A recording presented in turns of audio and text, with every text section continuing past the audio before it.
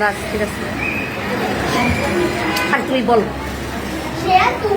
তোমার নাকি ডেঙ্গু হয়েছে, তুমি এখন কেমন আছো?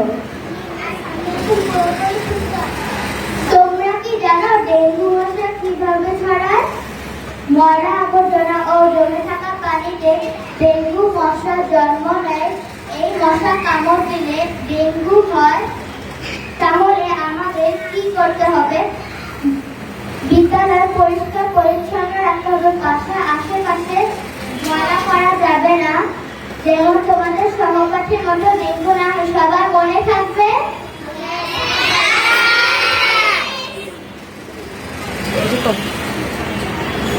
সবাইকে